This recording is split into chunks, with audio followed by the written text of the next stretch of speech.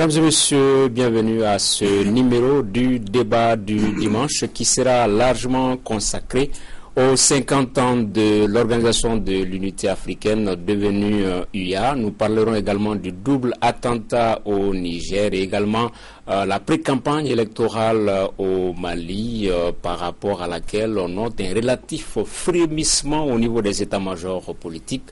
Des thématiques qui seront abordées par nos invités, Mahamadou Kamara du journal du Mali.com, Alexis Kalambri des Échos, Shana Takiou 22 septembre et Serge Daniel, journaliste écrivain.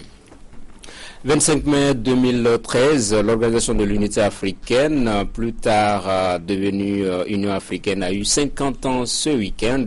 Un jubilé d'or commémoré dans plusieurs capitales africaines. À Addis Abeba, siège de l'institution, s'est tenu le sommet des chefs d'État et de gouvernement. En attendant de connaître l'issue de cette rencontre, voyons à travers ce reportage un rappel historique sur l'Organisation de l'Unité africaine. On le disait à l'instant, devenu plus tard Union africaine.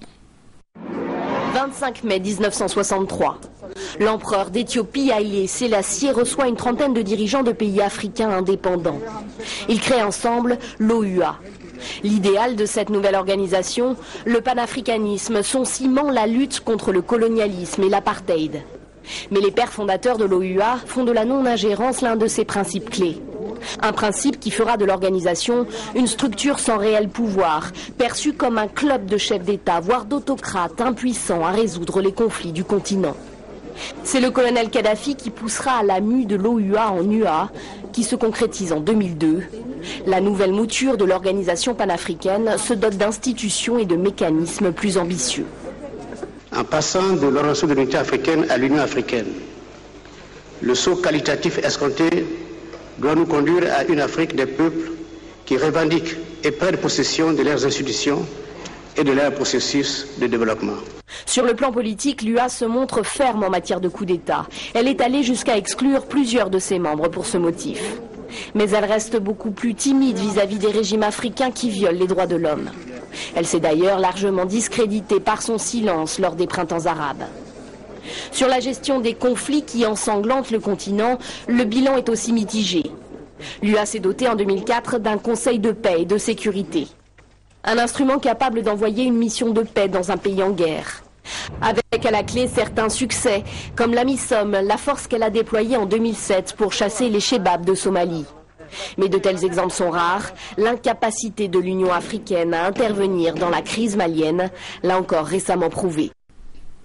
La chute du journaliste, c'est sur le Mali, on va en parler, Alexis. Mais 50 ans de l'UA, qu'est-ce qu'il y a à célébrer, Alexis Kalambri, selon vous? Franchement, rien du tout. Franchement, rien du tout. Pour moi, l'OUA est d'abord et l'Union africaine ensuite, c'était un grand bluff. Une messe annuelle qui se tient, qui prend de grands principes, qui vraiment, quelle que soit la bonne volonté de qui que ce soit, on mettra du temps à trouver les réalisations. Commençons par l'OUA d'abord. L'OUA avait pour principe, comme ça a été dit, le respect des frontières issues de la colonisation, la non-ingérence et voilà, le troisième principe c'était le respect des souverainetés. Ça a plombé l'institution et à la limite l'OUA s'est voulu un instrument de lutte pour la décolonisation et pour la lutte contre l'apartheid. À part les grands sommets où il y avait des déclarations, il n'y a rien eu. On peut parler de l'Angola, de la Guinée-Bissau, du Cap-Vert. Rien, franchement. Ok, Shana, vous êtes aussi critique que Alexis par rapport aux 50 ans de l'OUA? Bon, moi je pense que dire que rien n'a été fait, c'est trop dire. C'est vrai que la création de l'Organisation des Nations Unies, la création de l'Organisation de l'Unité africaine, devenue plus tard l'UA, l'objectif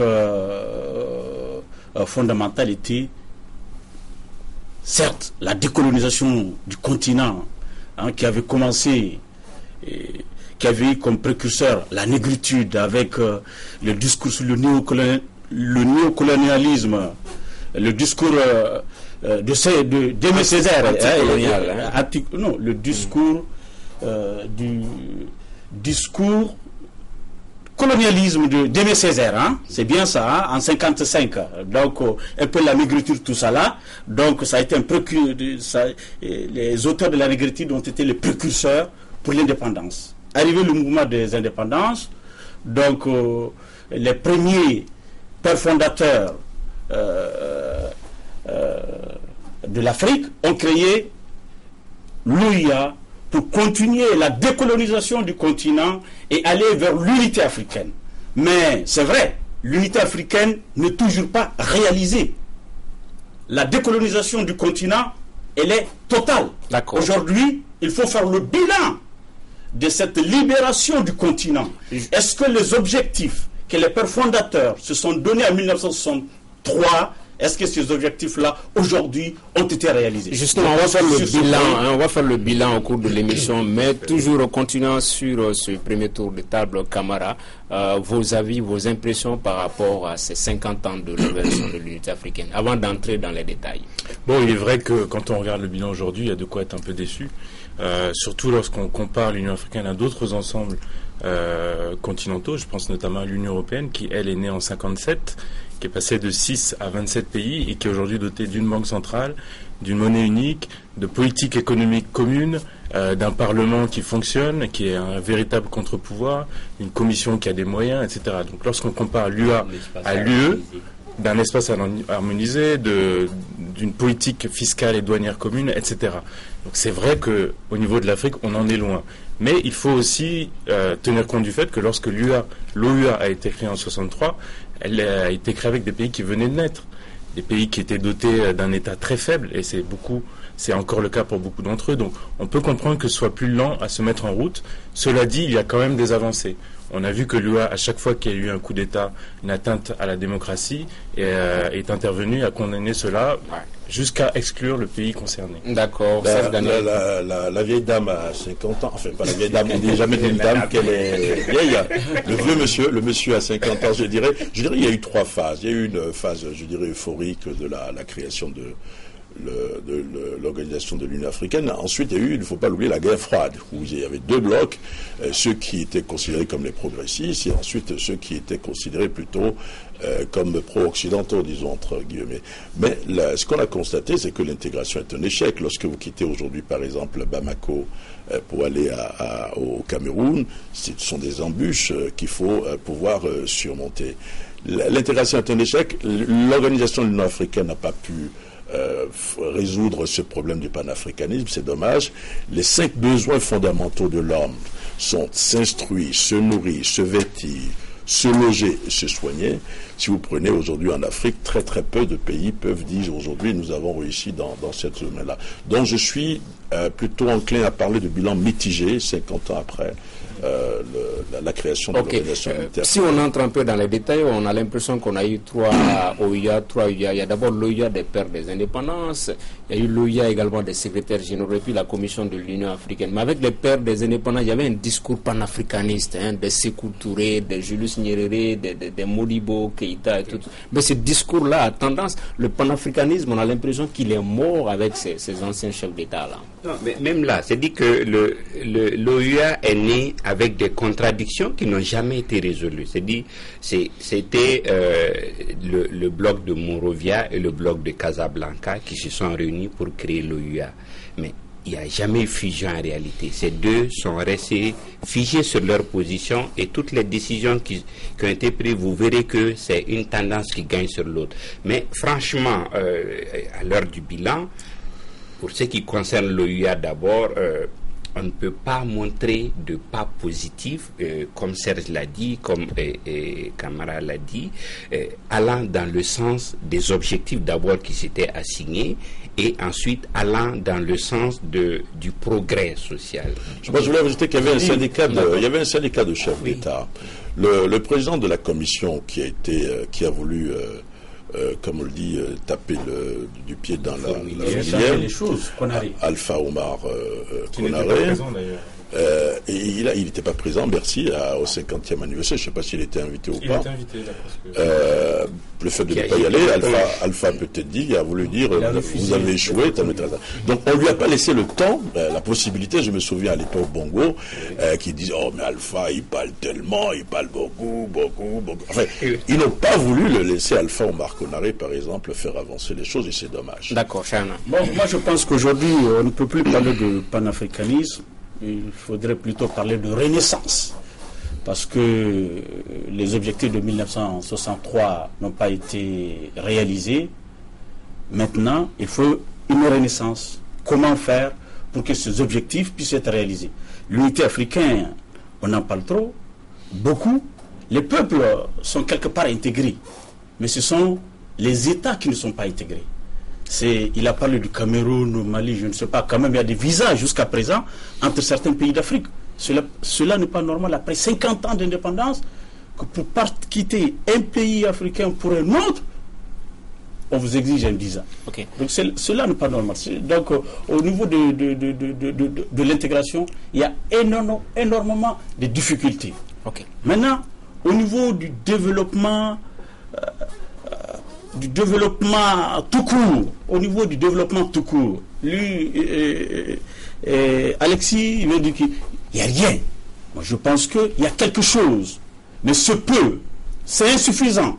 Sinon, Alexis, Bamako, il y a 50 ans, Bamako n'était pas tel que nous connaissons la ville aujourd'hui. D'accord. Il y a 50 ans. Non, dans tous les cas, j'ai dit, on parle de l'OIA, de l'Afrique de façon générale et du pays de façon individuelle également. Il ne faut pas oublier le processus de la démocratisation. Il ne faut pas oublier le développement humain durable aussi. L'Afrique bouge. L'Afrique bouge.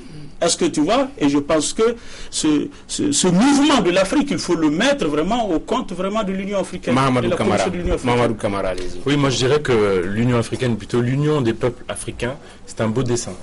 C'est un dessin qui méritait qu'on se batte pour lui. Cela dit, je pense qu'on a mis la charrue avant les bœufs. Peut-être il aurait fallu déjà renforcer les ensembles régionaux, qu'on ait des ensembles régionaux forts qui fonctionnent avec une véritable intégration. Je pense notamment à l'UMOA, à la CEDEAO, qui sont l'un ou les ensembles régionaux qui fonctionnent le mieux sur le continent africain. Mais quand vous regardez en Afrique centrale, vous êtes Gabonais, vous voulez aller au Cameroun, c'est compliqué. Vous êtes Algérien, la frontière entre l'Algérie et le Maroc est fermée. Donc on aurait dû déjà consolider les ensembles régionaux en permettant aux uns et aux autres de circuler librement, en établissant des politiques économiques, des monnaies communes, et ensuite faire en sorte d'intégrer ces différents ensembles régionaux dans un ensemble global qui serait l'Union africaine. Malheureusement, on a voulu d'abord créer cet ensemble panafricain qui est difficile à faire fonctionner compte tenu de la différence entre les différents États qui la composent. Il y a certaines choses, à mon avis, excuse-moi, sur lesquelles il faut qu'on s'entende. C'est-à-dire, l'organisation de l'unité africaine voulait la décolonisation. Mais à ce jour, il y a encore des questions sur cet aspect qui ne sont pas résolues. Il y a le Sahara occidental, qui n'est toujours pas tranché. Mais c'est peu par rapport à l'ensemble. Justement, l'entrée du Sahara qui a entraîné le départ du Maroc. Par rapport à l'ensemble, je pense que le Sahara seul, tu n'as cité que le Sahara seul. Non, je peux citer les enclaves de Cabinda, je peux citer toutes les guerres que nous avons eues pour le Biafra, où ça a été réglé par d'autres, mais jamais par l'OUA, je veux dire. Okay. Donc, est-ce que l'une des principales insuffisances de l'OUA, c'est pas cette absence de politique économique intégrée? Kamara le disait, par rapport pour l'Europe, il y a une banque centrale intégrée, mais est-ce que c'est concevable qu'un Gabonais qui vienne par exemple au Sénégal, avec le même franc CFA, puisse le convertir, ne puisse pas l'utiliser, et vice-versa, hein?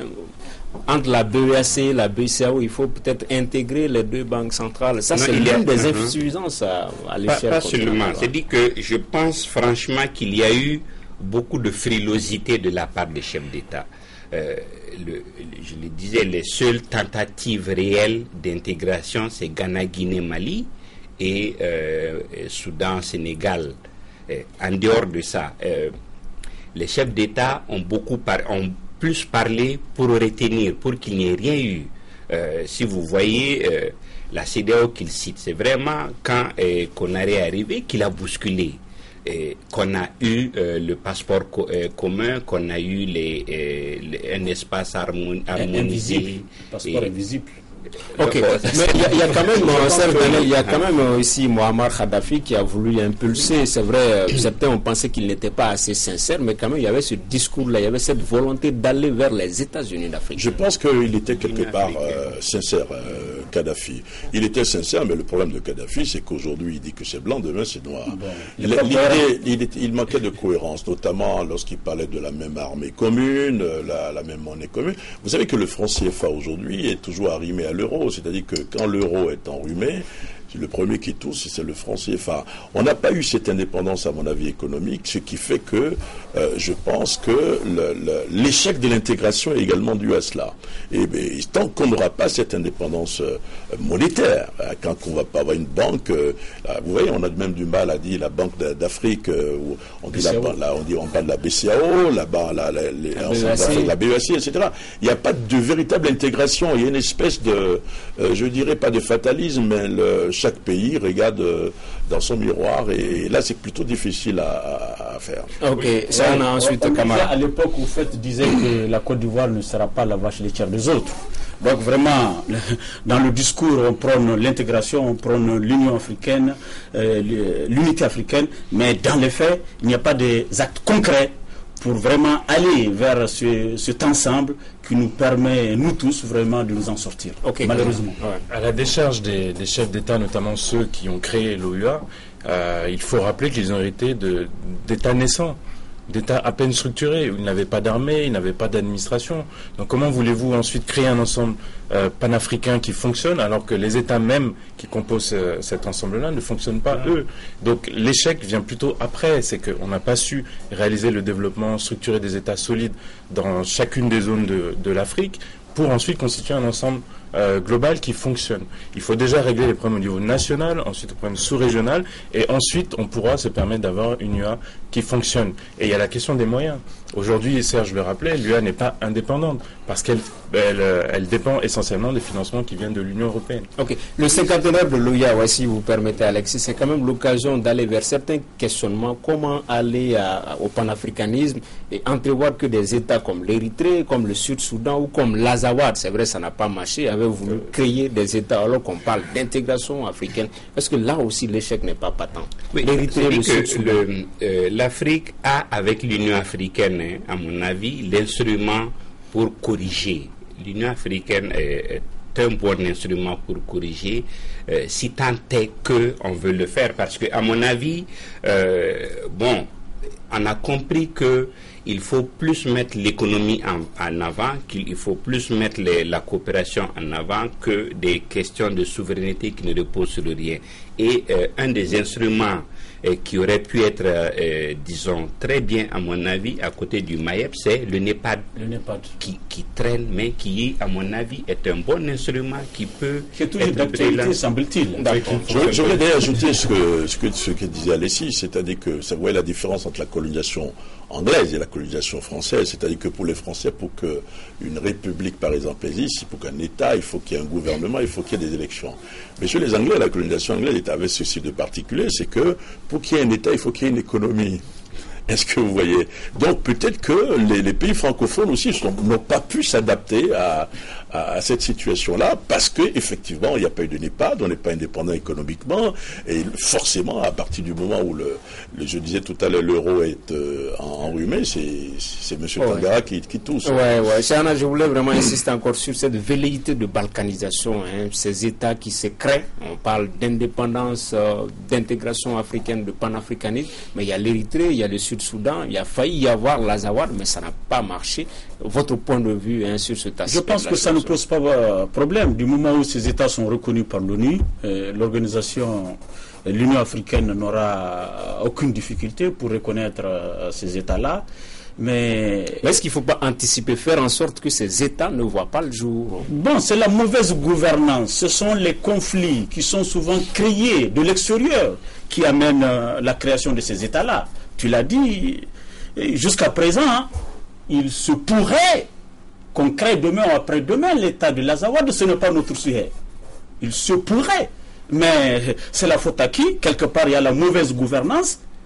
Et d'autre part également, il y a l'influence des États européens qui aident souvent les sécessionnistes à aller dans ce sens-là. Ouais, Camara. Oui, moi je pense qu'il y a un problème de ligne politique au niveau de l'Union africaine, c'est-à-dire que c'est un peu deux poids deux mesures. On a permis la création de l'Érythrée, on a permis la création du Sud-Soudan, alors qu'il y a un principe même, Alexis l'a rappelé, c'est l'intangibilité des frontières. Donc demain, peut-être ils permettront aussi le Sahara occidental, et ça a failli être le cas à l'Azawad. Donc attention. Dès lors qu'on a un principe, il faut le tenir. Okay. Mais je crois que le problème de fond, c'est qu'il y a un manque de leadership. Il n'y a pas de réelle locomotive sur le continent africain. En Europe, on l'a cité tout à l'heure, il y avait la France et l'Allemagne qui étaient les deux locomotives qui tiraient l'ensemble pour en faire un ensemble organisé, structuré. Aujourd'hui, sur le continent africain, ce rôle devrait être joué par l'Afrique du Sud, peut-être par le Nigeria et l'Égypte, qui sont les plus gros pays en matière d'économie, de population, mais qui sont un petit peu dans leurs intérêts égoïstes et qui ne jouent pas ce rôle de locomotive. Donc là, il y a quelque chose à faire. Une dernière question sur ce point. Le gouvernement fédéral africain, vous y croyez un jour? Moi, je n'y crois pas. Je n'y crois pas. Parce qu'on n'a pas non plus dépassé les barrières linguistiques. Camara parlait tout à l'heure de l'Europe. Vous avez un pays où on parle français, un autre pays où on parle allemand, mais ça n'empêche pas le couple allemand d'être la locomotive, si vous voulez, de l'Europe. Alors que sur notre continent, par exemple, qui vous allez nommer ministre de la Défense? Quel est le pays qui va accepter qu'il soit gouverné par un autre pays dont le ressortissant sera ministre de la Défense? Qui sera le président de la République? Qui sera le vice-président? Je ne crois pas du tout. Je pense rêver, mais j'aimerais bien dire Alexis. Moi, j'y crois. C'est-à-dire que vous savez, les institutions tiennent plus à des individus. Comme je l'ai dit, c'est dommage que Adam ne soit pas là pour qu'on la. Il est dans un avion. Ok. Mais donc, je crois que s'il y a des hommes qui croient en ce qu'ils font, qui sont capables de bousculer les certitudes et de bousculer les gens dans leur confort individuel, on peut arriver à des résultats. Mais il faut. Ce n'est jamais le cas. C'est des fonctionnaires qui dépendent des chefs d'État, qui tiennent à ce que, on leur garde leur confort personnel, qui ne veulent pas bousculer les choses. Je pense que si on a des gens qui croient qui pensent que notre réussite dépend que de ça, ça peut aller. Ouais, Chana.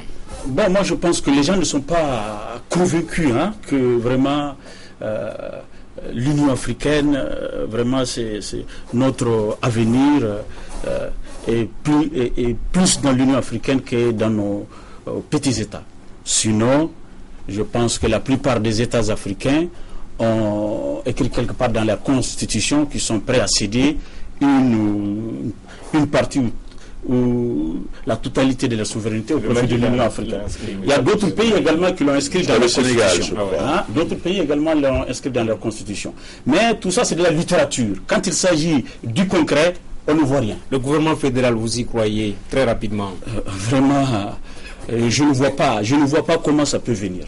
Okay. Je ne vois pas. Camara. Moi, j'y crois et je pense que c'est notre salut. Dans combien d'années vous pensez? Je pense que nous, on ne sera pas là pour le voir. C'est dommage. C'est vraiment dommage. Je pense que c'est 50 voire 100 ans. Okay. Pourquoi? Parce que, à mon avis, il faut déjà résoudre les problèmes dans les pays. Le quotidien des gens. Serge l'a dit, les 5 besoins. À partir du moment où les gens seront instruits, mangeront à leur faim, seront soignés, etc., on pourra envisager 50-100 ans. J'espère. À ce moment-là, on pourra envisager de s'unir pour peser face à d'autres ensembles mondiaux que sont les États-Unis, l'Amérique latine, l'Europe et la Chine et l'Inde. Aujourd'hui, éparpillés en 53-54 pays, nous n'avons aucune chance. D'ici là, on a l'impression qu'il y a un début. Il y a un début en Afrique de l'Ouest à travers notamment la CEDEAO et l'Union économique et monétaire ouest-africaine. Deuxième point de cette émission, ce double attentat au Niger, des kamikazes s'en sont pris à des éléments de l'armée nigérienne et puis également aux installations d'Areva, des attentats quasi simultanés revendiqués par le MUJAO. Également le groupe des signataires par le sang de Mokhtar Belmokhtar.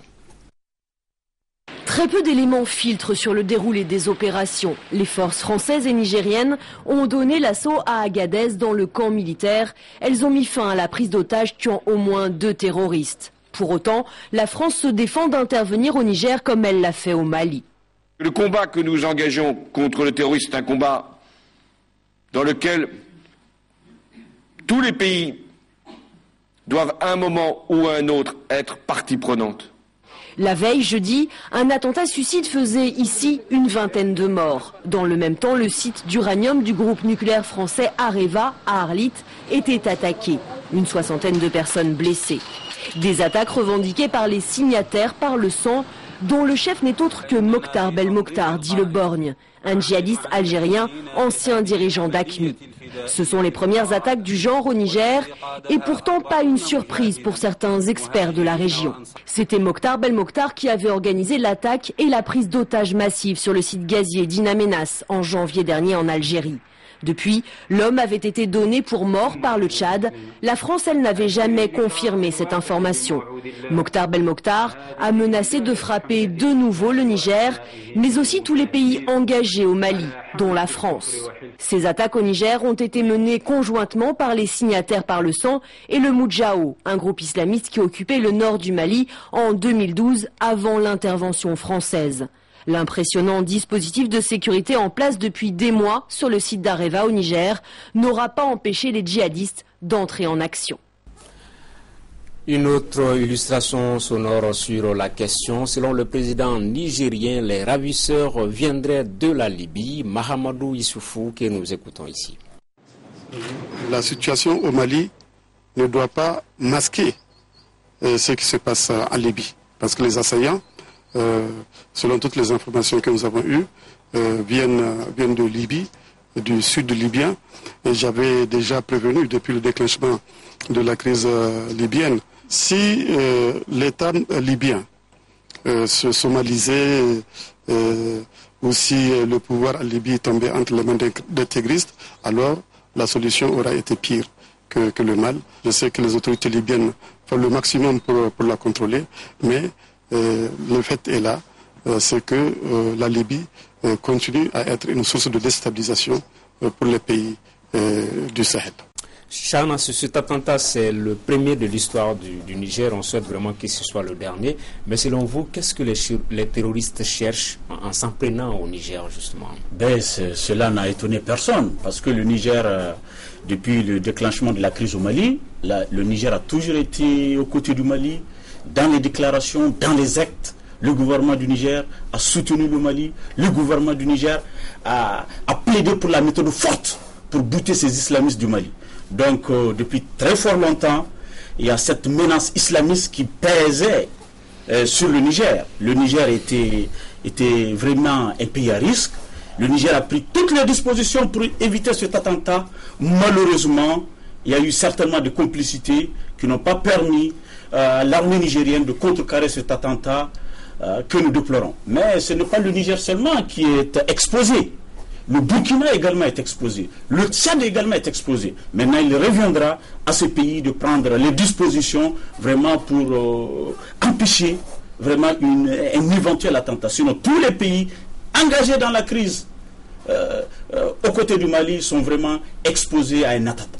On va vraiment prier pour que les pays que vous avez cités, c'est vrai, c'est des observations pour que ces pays ne puissent pas être touchés. Alexis, quelle lecture faites-vous de ce double attentat? Oui, c'est-à-dire qu'il y a un changement, c'est-à-dire c'est des méthodes auxquelles nos armées ne sont pas habituées. C'est des méthodes de lutte qui ne sont pas connues chez nous, sous nos cieux. Ça a commencé au Mali avec des menaces, comme Serge l'avait dit ici, avec des débordements possibles sur nos voisins, juste pour l'effet. Et bon, des derniers soubresauts. Mais en même temps, je pense que peut-être qu'il faut élargir ETM aux pays voisins, au moins qu'on se prépare à cette nouvelle guerre, à cette nouvelle... Le thème, c'est la mission de formation. Oui, la mission de formation qui prend en compte cet aspect de guerre asymétrique. Voilà, de guerre asymétrique. Je pense qu'il faut réfléchir à intégrer nos voisins pour au moins former à cette méthode. Mahamadou Kamara. Oui, moi je dirais que c'est tout simplement un prolongement de la guerre classique qui a démarré en janvier. Guerre classique, c'est des bombardements, des tirs à l'arme lourde, des combats rapprochés comme il y en a eu à Gao. Et une fois qu'on a fait le gros du nettoyage, il y a la guerre asymétrique. Attentats terroristes, suicides, kamikazes et prise d'otages. Donc on l'a vu en Algérie, ça a été rappelé dans le reportage à In Amenas. On l'a vu aussi au Cameroun avec la prise d'otages des ressortissants français. Et aujourd'hui, malheureusement, au Niger. Donc comme l'a dit Chana, je pense que personne n'est à l'abri. Demain, ça peut être le Tchad ou même la France, compte tenu du fait que ce sont les intérêts français qui sont visés à Arlit, puisque c'est une usine d'Areva, groupe minier français, qui est visé. Ça permet aussi quand même pour aller dans le sens de ce que dit Camara, mais ça permet aussi quand même de faire le point de l'opération Serval, enfin l'opération franco-africaine. On se rend compte que sur le terrain, finalement, avant l'opération, il y a des djihadistes qui ont pu partir. Pendant l'opération, il y a des djihadistes qui ont été tués, mais d'autres qui ont pu s'échapper, qui ont pu se planquer. Et qu'aujourd'hui, ce qui se passe, les djihadistes ne sont pas totalement vaincus, comme on a pensé à un moment, c'est-à-dire qu'ils ont toujours comment ça s'appelle? Ils ont toujours un rein, on avait dit ça ici, on leur a cassé un rein, mais on peut vivre avec un rein. Ils ont des explosifs, ils ont la capacité de se déplacer, mais surtout de communiquer, et ça c'est très dangereux, alors qu'on estimait que dans tout le Sahel, il y avait des systèmes d'écoute qui empêchaient les gens de communiquer. C'était quand même un double attentat qui s'est déroulé sur le territoire nigérien, quasi simultanément, et en plus la première cible est française et l'autre cible est locale. Donc je pense, à mon avis, quelqu'un parlait de l'ETM tout à l'heure, il faudrait probablement que les forces franco-africaines revoient leur stratégie sur le terrain. Je vous prends à témoin, les Tchadiens sont rentrés, je me pose la question de savoir s'ils ne sont pas rentrés un peu plus tôt. Ok. On a appris que les forces spéciales françaises ont intervenu à Agadez, mais est-ce qu'il ne faut pas continuer, le président Issoufou disait que les terroristes se trouvent au sud libyen, mais est-ce qu'il ne faut pas aller les traquer jusque là-bas? Ils ont été traqués au Mali, ils ont été traqués à Agadez. Est-ce qu'il ne faut pas se déployer, les traquer jusqu'au sud libyen? Je suis persuadé que c'est ce qu'il faut faire. Un ancien ministre français de l'Intérieur qui s'appelait Charles Pasqua, qui n'était pas un enfant de cœur, disait à l'époque qu'il fallait terroriser les terroristes. Il faut, à mon avis, avoir une structure mobile dans le Sahel, une structure de lutte transversale, parce que si vous luttez contre le terrorisme au Mali et que vous n'arrivez pas à lutter contre le terrorisme au Niger, ils vont aller au Niger. Et si vous luttez au Niger et vous ne luttez pas en Libye, ils vont aller en Libye. Donc peut-être une base, les gens parlent de Thessalite de plus en plus, pour voir s'il ne peut pas avoir un avion ou des avions de surveillance pour contrôler toutes ces zones-là. Parce que le problème, c'est que si les terroristes arrivent à Gao, dans des villes nigériennes ou même dans les villes tchadiennes à commettre un attentat par mois, on l'a dit déjà ici sur ce plateau, il n'y aura pas de reprise de vie. Personne n'acceptera repartir vivre là-bas. Ok. Chana, est-ce que quelque part le Niger ne paye pas certaines indécisions du Mali, de Bamako, puisque souvent le Niger a été plus tranchant, plus rigoureux sur certaines questions que le gouvernement central de Bamako même? Bon, absolument, c'est ce que j'avais dit tantôt. À un moment donné, le Niger était même plus royaliste que le roi. Le Niger était très engagé parce que le Niger savait. Non, pas plus royaliste, quand même le Niger est concerné. Oui, non, si, vraiment le Niger prenait la fermeté au moment où le Mali hésitait. Au temps de Cheikh Modibo Diarra, où on ne voulait pas que la CEDEAO arrive. Le Niger demandait une intervention rapide. Et le Niger prenait la force. Et le Niger savait qu'après le Mali, vraiment que son territoire sera exposé. C'est pourquoi le Niger a tout fait pour prendre le devant. Le Niger s'est engagé, continue à s'engager. Mais bon, Serge l'a dit, les terroristes ont été vaincus, mais ils sont dispersés un peu dans le désert. Et à tout moment, ils peuvent faire mal. C'était pas Cheikh Modibo Diarra qui ne voulait pas que les forces étrangères arrivent. C'était plutôt Camara qui voulait pas. Il y avait tout le monde. Et l'autre aspect, c'est vraiment, premièrement, la lutte contre les sanctuaires dans tout le Sahel et la mise en place d'un dispositif assez réactif qui soit capable de suivre et d'écouter dans tout le Sahel, parce que c'est évident que ça va continuer. Belmokhtar est à la recherche, comme disait Serge tout de suite, disons de grade au sein de Acmi. Il va être adoubé par Al-Qaïda mère, puisqu'il a claqué la porte d'Acmi, il va être adoubé par Al-Qaïda mère. Ok. Camara qui voulait apporter une précision. Il faut faire de la pédagogie puisqu'on n'a pas toujours compris. Moi, ce que j'ai dit au début... Vous êtes susceptible. Je veux juste expliquer. Moi, je n'étais pas favorable à l'arrivée de troupes d'interposition entre le Mali et ceux qui attaquaient le Mali à l'époque. Et ces troupes seraient venues pour consacrer la partition du pays. Voilà ce qui me gênait. Mais lorsqu'il s'agit de troupes qui viennent pour aider le Mali à reconquérir cet territoire, on est tous d'accord. Allez, je dirais que ce qui s'est passé au Niger, c'est quand même un petit peu un camouflet pour le président du Tchad qui avait crié Urbi et Torbi qu'il avait que ses troupes avaient abattu Ben Mokhtar, on se rend compte que c'est pas vrai. Vous avez dit tout à l'heure, le Niger paye les indécisions du Mali. Moi, je pense que le Niger paye aujourd'hui les troupes qui continuent d'y avoir en Libye, puisque le président Issoufou l'a dit clairement, ces gens-là venaient de Libye. Aujourd'hui, c'est un pays qui n'est pas géré, où les gens circulent sans problème, les terroristes dans tout le désert libyen, et sont capables d'aller mener des attaques un peu partout. Donc le ventre mou aujourd'hui de la lutte antiterroriste, c'est avant tout la Libye. Ok, ce n'est plus le Mali, c'est la Libye. Oui, c'est dit que le Niger a également l'inconvénient de partager la frontière et avec la Libye et le Nigeria. Donc, et le Niger et l'Algérie. Et l'Algérie et le Mali, donc vraiment. Nous poursuivons cette émission. Les faits sont abominables et dignes d'une véritable fiction. Ils abattent un soldat britannique et se font filmer. L'un des présumés tueur est un Britannique d'origine nigériane qui se serait converti à l'islam il y a une dizaine d'années. Au sol, au milieu de la rue, le corps du soldat britannique que nous avons choisi de flouter. Traversant la rue nonchalamment, l'homme qui vient de l'égorger et de le poignarder. Sur le trottoir, son complice en veste beige, il a encore un couteau à la main. On voit aussi le véhicule bleu avec lequel ils ont percuté leur victime. La scène s'est déroulée sous le regard de passants horrifiés. Ils étaient là autour de la victime avec leurs armes, disant des choses comme « les hommes ne doivent pas aller près du corps, seulement les femmes ». Ils disaient aussi « c'est Dieu qui a voulu ça ». Et ils demandaient aux gens de les filmer. C'est d'ailleurs devant la caméra d'un passant que l'un des hommes revendique son geste. Nous avons choisi de ne pas diffuser ses propos et de cacher ses mains ensanglantées ainsi que ses armes. Il affirme avoir agi pour venger la mort de musulmans chaque jour dans le monde. La mort de ce soldat, dit-il, c'est œil pour œil, dent pour dent. Aucun des deux tireurs n'a cherché à fuir. La police arrivée sur place les a rapidement neutralisés. Les deux meurtriers sont grièvement blessés, mais toujours vivants. Des scènes de cauchemar en plein Londres qui suscitent une vive émotion. La victime est un soldat d'une caserne du quartier. Impossible de savoir pour le moment s'il a été choisi au hasard ou si le meurtre était prémédité. Les enquêteurs fouillent actuellement la scène de crime à la recherche du moindre indice. La question est de savoir si les deux hommes, deux Nigérians, selon les premiers éléments de l'enquête, font partie d'une cellule terroriste ou pas. Le Premier ministre David Cameron parle d'une attaque contre la Grande-Bretagne. Les gens qui ont fait ça essaient de nous diviser.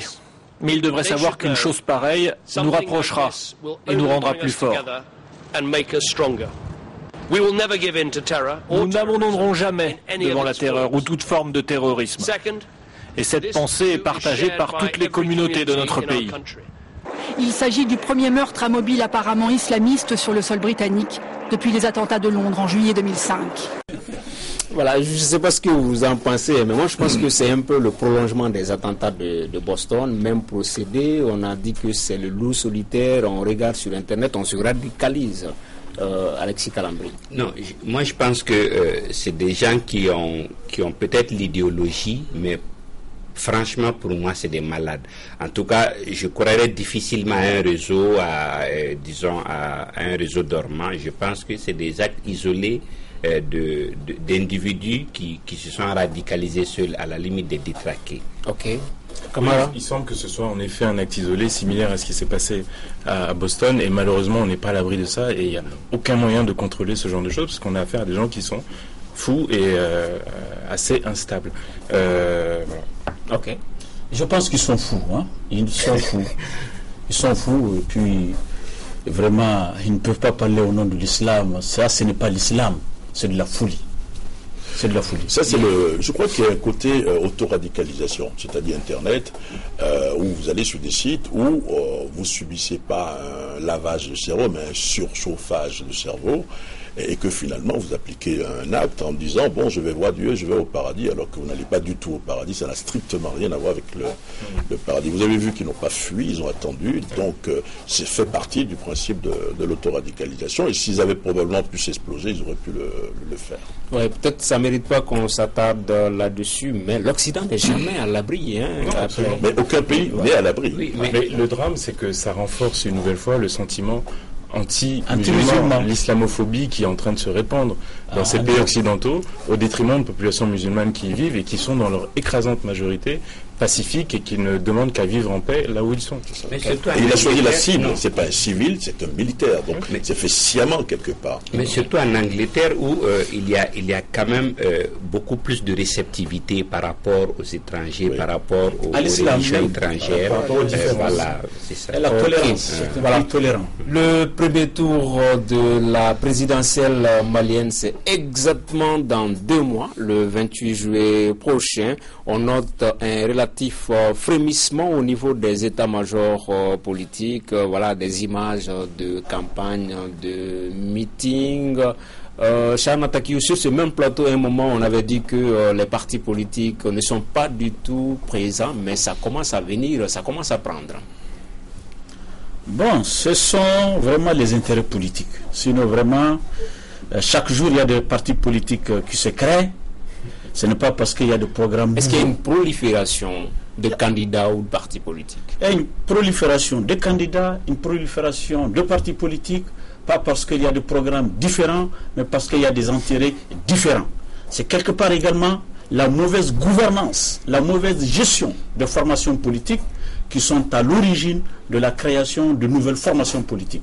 Parce que quand vous voyez Omar Ibrahim Touré qui crée l'Alliance pour la République, il était récemment vice-président de l'URD, c'est parce qu'au sein de son parti, ça n'allait pas. Si vous voyez Soumaïlou Boubey Mega créer également l'ASMA, c'est parce qu'au niveau de l'ADEMA, ça ne marche pas, ça ne va pas, il y a quelque chose qui ne va pas, ça cloche. Donc vraiment, c'est des difficultés de gestion au niveau des partis et de problèmes d'intérêt personnel qui font, à mon avis, que tous les jours, nous avons des partis politiques et nous avons une prolifération de candidatures qui s'annoncent pour la présidentielle. Mais attention, moi je pense que le nombre de candidats annoncés ne pourront pas être dans le starting block le jour J parce qu'ils seront confrontés certainement à un problème de parrainage. Au parrainage, ouais. Justement, sur la question des parrainages, je pense que l'État malien est en train d'encourager justement la multiplication des candidatures. Pourquoi? Parce qu'il y a une loi électorale qui est en cours qui va probablement voter par le Parlement. C'est voté. C'est voté, et donc qui prévoit qu'aujourd'hui, un élu peut parrainer 2 candidats. Non, mais ça c'est rejeté. D'accord, ça bien sûr. Voilà, bon, par rapport ça a été rejeté. La loi électorale, c'est bon. D'accord. Rejeté par les députés. Ok, j'ai compris. Je ne pense pas que cette multiplication vienne du fait qu'il y a des problèmes au sein des partis. C'est avant tout qu'on a à quelques semaines d'une échéance capitale. Les uns et les autres veulent avoir leur mot à dire et veulent peser dans la reconstruction qui aura lieu après l'élection du futur président. Ok, Alexis. À mon avis, il y a 2 lectures possibles par rapport aux proliférations et des partis et des candidatures.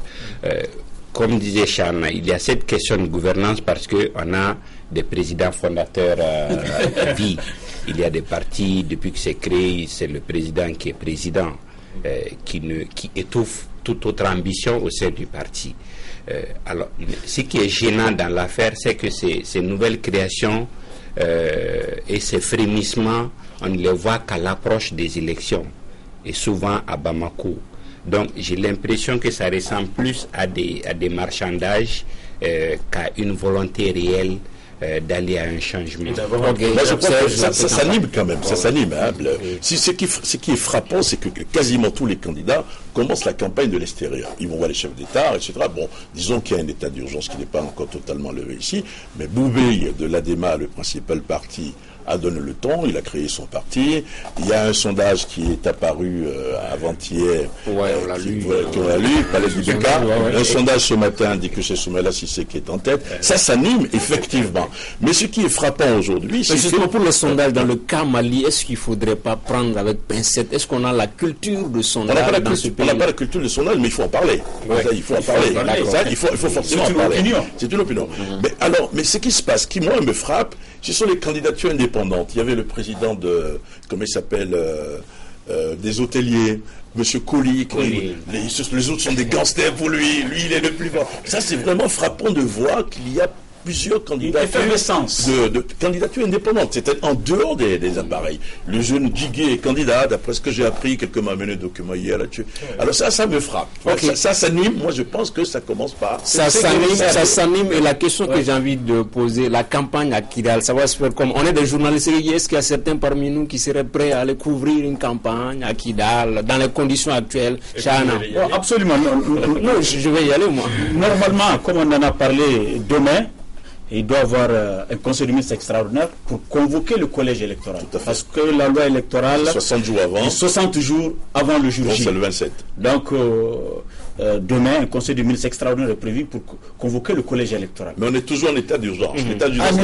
Mais après la convocation du collège électoral, le gouvernement sera obligé de lever l'état d'urgence. Le 4, le 5 ou le 7. Ouais, maintenant, le cas de Kidal est un cas atypique.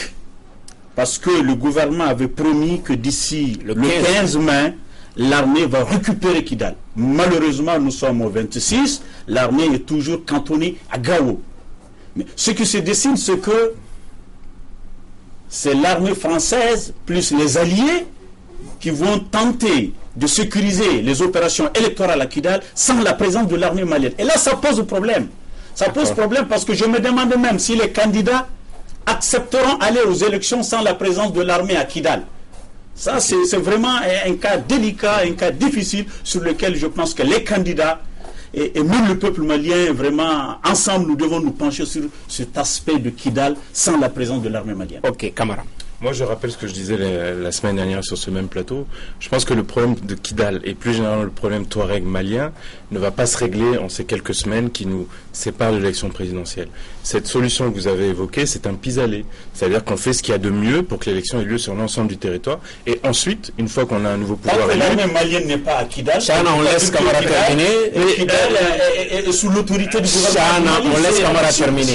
Terminez, Camara. Nul n'est tenu. On ne peut pas... On veut des élections partout.